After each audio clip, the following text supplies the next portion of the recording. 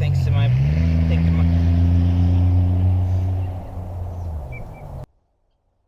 What's up, guys? Welcome back to the channel. So I've hit about 1,200 miles on this bike so far since I've had it, so I decided to give you guys a quick little 1,000-mile update. So obviously in the time that I've been riding this, there's been a few things that I've discovered, a few things that I don't like, a few things that I really appreciate. So we're just going to go ahead and get started and jump right into it. So we'll start with the things that I've learned to appreciate. So the gearing on this bike is really, really nice. That's something I wasn't expecting. One, it has really intense engine braking. So if I'm coming to a stop, sometimes I don't even need to use the brake. I just let off the throttle and you know. Another thing with that is, okay, I take that back. I've had to use 6th gear, I think twice now. Because 5th gear is pretty good for all of the applications that I use. I haven't been on the freeway yet, but just for the back roads and the country roads through here, 5th gear is plenty. And I couldn't really do that on my previous bike because every time I get to cruising speed in 5th gear, there'd just be an unbearable buzz through the handlebars. And on this bike, that's not the case. There's like zero buzz. So half the time I forget there's even a 6th gear. I've really come to love the ergonomics of this bike. The seat is really wide and it makes it really comfortable. So long rides are no problem. And you sit upright on these naked bikes, so they're still very comfortable to ride.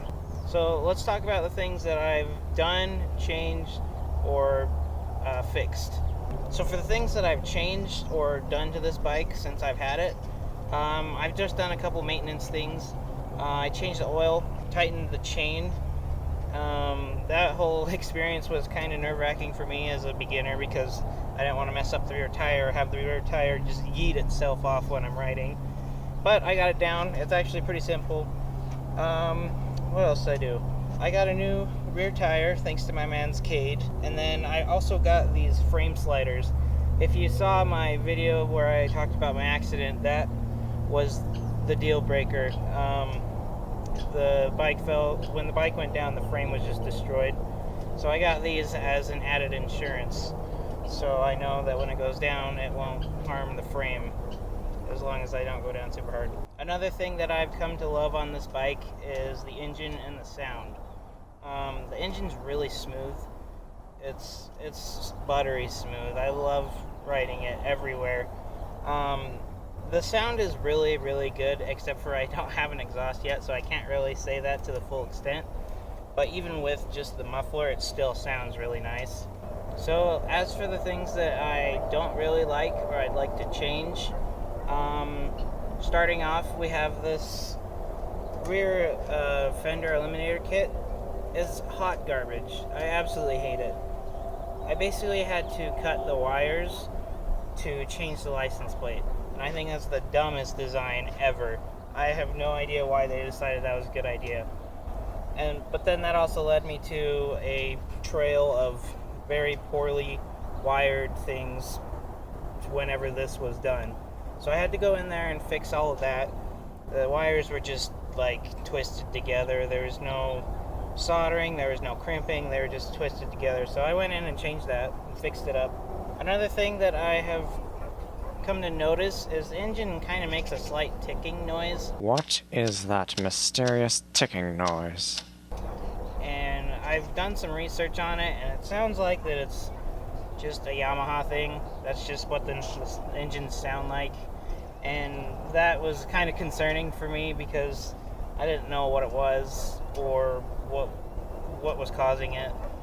But it seems like that's just a common thing. I wish it wasn't, but I guess that's just how it is.